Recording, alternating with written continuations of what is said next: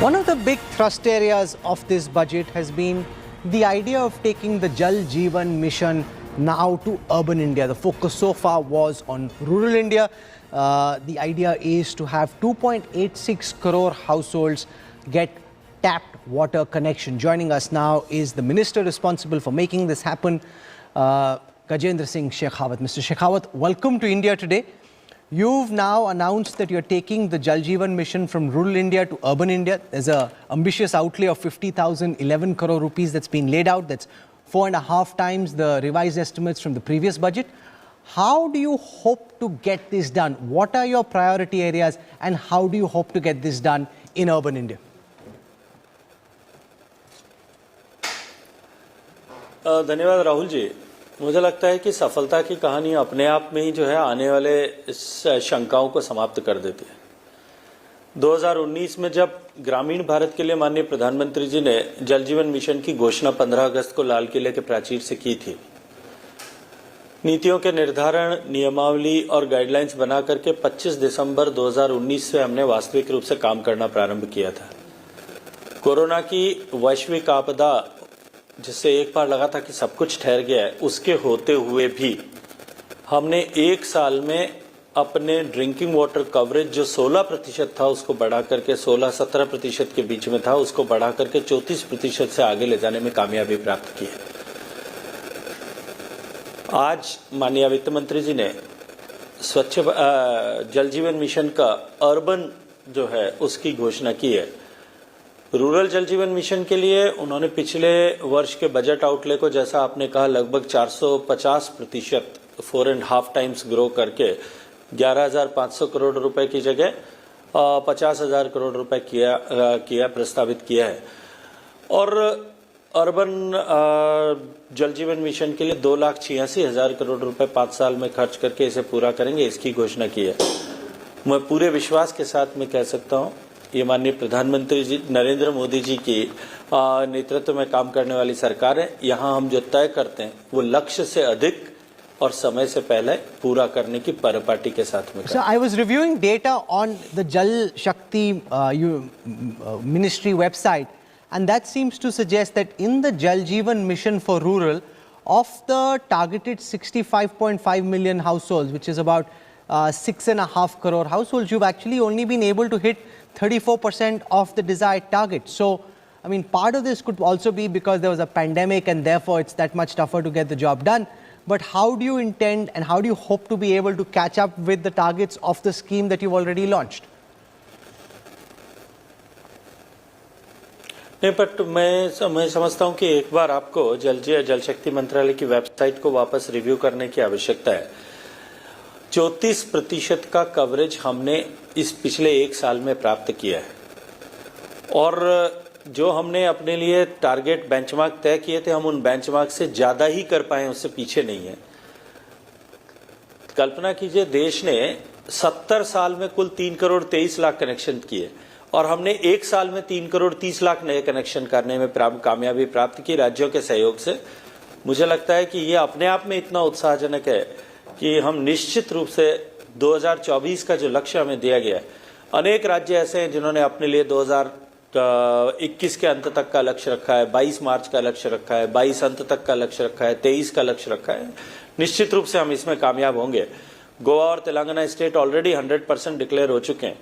देश के 52 जिले 100% डिक्लेयर अपने आप को कर चुके हैं। 600 से 700 से ज्यादा ब्लॉक अपने आप को 100% पूरे डिक्लेयर कर चुके हैं। लगभग देश में 50,000 से ज्यादा गांव अपने आप को 100% जो है सैचुरेट कर चुके हैं, जल समृद्ध गांव हो चुके हैं। मैं मानता हूं कि ये पिछले एक वर्ष की सफलता इतनी उत्साहजनक है कि हम निश्चित विश्वास के साथ में कह सकते हैं कि ये संकल्प पूरा होगा। You know, I want to ask you also about the CAG report, which talks about how in some villages, especially in Andhra Pradesh, Bihar, Karnataka, Jharkhand, Odisha, Rajasthan, Uttarakhand and West Bengal, areas slipped from being fully covered to being partially covered, and that's one of the points the CAG report brought out, that it's not just about ensuring that you get the tapped connections, but ensuring that there is a sustainable source of water, that water supply doesn't dry up, so that once you've covered an area, it stays covered, doesn't slip back into uncovered territory because of unavailability of water. So one of the things you spoke about when you launched this mission and I interviewed you was the idea that you would recharge water supply sources so that there's sustainable supply available. How are you ensuring that that work is coming along as planned and that water supply is available? It's not just the tap, but the tap also has water coming through it. देखिए, निश्चित रूप से माननीय प्रधानमंत्री जी ने जब जल जीवन मिशन की संकल्पना दी थी तब ये कहा था कि हमको सस्टेनेबिलिटी ऑफ सोर्स और उसके साथ साथ में ग्रे वाटर जो हमारे रसोई घर से बाथरूम से निकलता है उसके जो है प्रॉपर मैनेजमेंट एंड डिस्पोजल के ऊपर काम करना है। हमको इस बात को स्वीकार करना पड़ेगा कि देश जो है वो दुनिया में सबसे ज्यादा ग्राउंड वाटर डिपेंडेबिलिटी वाला देश है और ग्राउंड वाटर ओवर विड्रॉल के कारण से बहुत सारे क्षेत्र हैं जहां चुनौती का कारण बनता जा रहा है। लेकिन हमने इसी चुनौती को मद्देनजर रखते हुए अटल भूजल योजना भी 2019 के दिसंबर से प्रारंभ की थी, जिसमें 7 स्टेट्स एक पायलट स्कीम के रूप में शुरू किया कि 7 स्टेट्स जो हैं जहां सबसे ज्यादा क्रिटिकल चैलेंजेस हैं उन 7 स्टेट्स में जो है वो हम ग्राउंड वाटर रिचार्ज के लिए भी पार्टिसिपेटरी वाटर मैनेजमेंट के दृष्टि से काम करें, डिमांड साइड मैनेजमेंट पर काम करें। और मैं ये मानता हूं कि इन दोनों को क्लब करके हम ये जो ड्राई अप सोर्सेज के ड्राइड अप होने की चुनौती है इसको भी साथ साथ में एड्रेस कर पाएंगे। और इसके साथ साथ में 15वें वित्त आयोग ने भी ग्रे वाटर के ट्रीटमेंट डिस्पोजल के लिए प्लस वाटर रिलेटेड एक्टिविटीज के लिए अपनी जो पीआरआई पंचायती राज इंस्टीट्यूट्स को जो ग्रांट दी है उस ग्रांट को 60% उसके लिए आरक्षित किया है। और इस वर्ष के लिए पिछले वर्ष लगभग 30,000 करोड़ रुपए की ग्रांट अवेलेबल थी, इस बार लगभग 36,000 करोड़ रुपए की ग्रांट जो है केवल इसके लिए पंचायती राज संस्थाओं के पास में होगी। जल चूंकि राज्य का विषय है, अल्टीमेटली प्रबंधन राज्य सरकारों को करना है। मैं राज्य सरकारों से हम बार बार इस बात का अनुरोध और आग्रह कर रहे हैं कि वो ये जो विंडो इस बार आपके पास में अवेलेबल है अगले 5 साल के लिए, भारत सरकार जल जीवन मिशन पे पैसा दे रही है, सैनिटेशन मिशन पे पैसा दे रहे हैं, जिसमें भी अर्बन और रूरल क्षेत्र में हम अपने लिक्विड वेस्ट मैनेजमेंट के विषय में बात कर रहे हैं और साथ साथ में 15वें वित्त आयोग की सुविधा भी उपलब्ध है। ये एक ऐसा समय में है जिस पर हम वाटर रिलेटेड इश्यूज, पानी से जुड़े हुए विषय का हॉलिस्टिक एंड परमानेंट सोल्यूशन जो है वो कर सकते हैं। Okay, Shankar Iyer has a question for you. Shankar. Mr. Shekhawat, much of what you say is true. We have not been able to do it for 70 years. Similar issues we had with rural electrification. My question to you is that almost every city, major city in India gets its water, drinking water, whether it's Bombay, whether it is Delhi, whether it is Chennai, whether it is Bangalore, gets its water from 100 kilometers, 200 kilometers away through a pipe system. You just now spoke about sustainability. I mean, Bangalore was listed along with Johannesburg and Cape Town last year, couple of years back when the water distress was happening.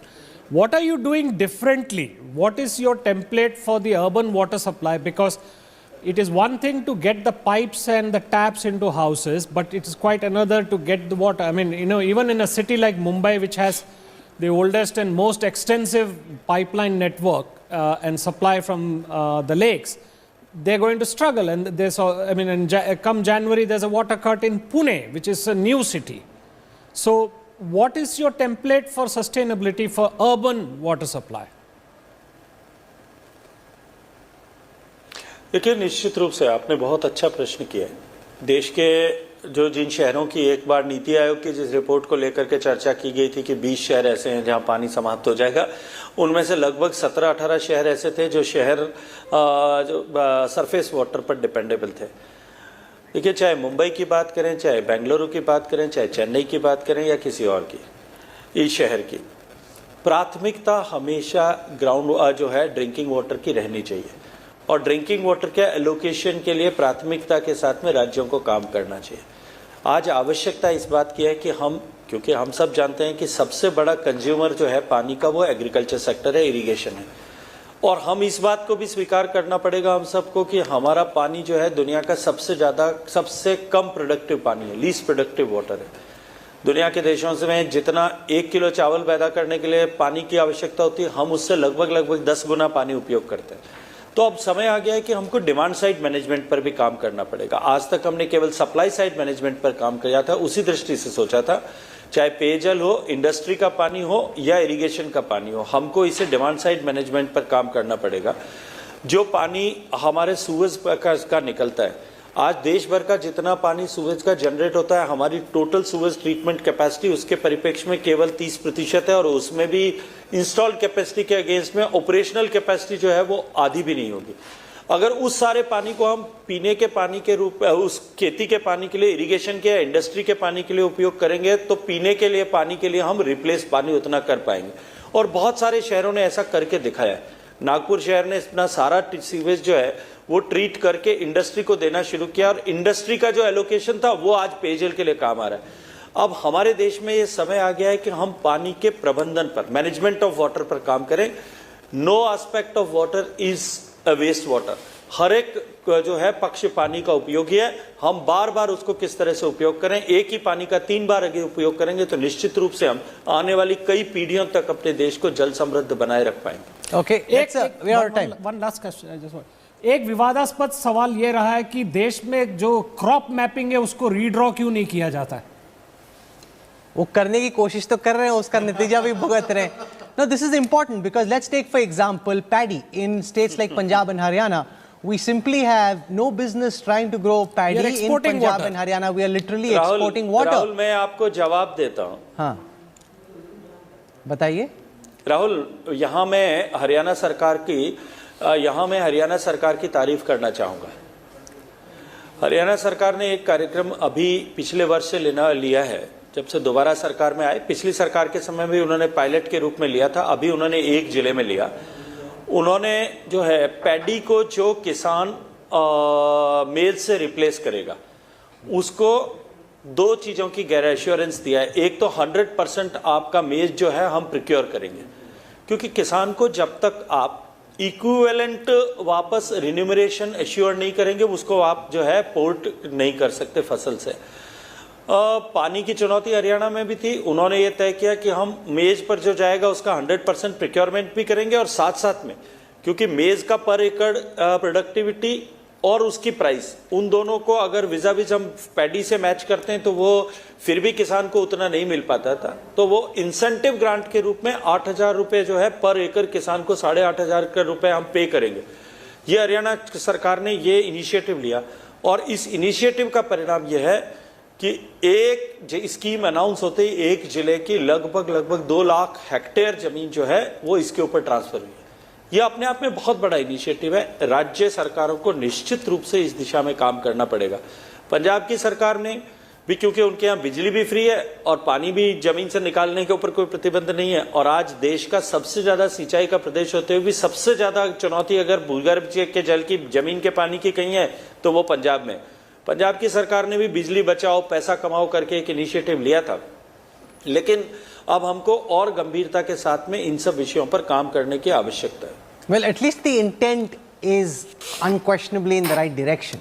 How much of this we get done, we will track very carefully, but all of what you've said over the last 20 minutes is fundamentally the direction in which we need to walk, because you can't just be spending water without figuring out where it's coming from, how it's being stored, and whether it's available around the year or not. We wish you all the best, Gajendra Singh Shekhawat, for this very important critical mission now extended from rural India to urban India. Thank you very much for joining us. We'll slip into a quick break. I want to welcome Subhash Chandra Garg, former Finance Secretary as well, back with his super sharp insights. We'll see what else he's been able to find in the budget papers that he's been pouring through. Our coverage returns on the other side of a very quick break. Stay with us. We're back in a moment. Hello everyone. This is Rahul Kamal here. Hope you enjoyed this video. For the latest news and analysis, like and subscribe the India Today YouTube channel, and don't forget to press the bell icon to stay updated.